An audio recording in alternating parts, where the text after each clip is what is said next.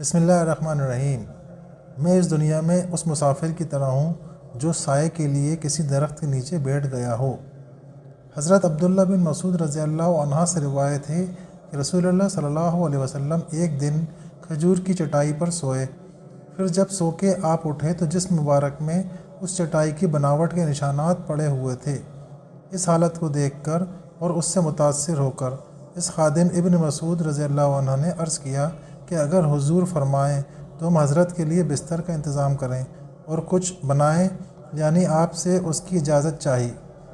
और इरशाद फरमाया, मुझे दुनिया से यानी दुनिया के साज व सामान और उसकी राहतों और लज़्ज़तों से क्या ताल्लुक़ और क्या लेना। मेरा ताल्लुक़ दुनिया के साथ बस ऐसा है जैसा कि कोई सवार मुसाफिर कुछ देर साया लेने के लिए किसी दरख्त के नीचे ठहरा और फिर उसको अपनी जगह छोड़कर मंजिल की तरफ चल दिया।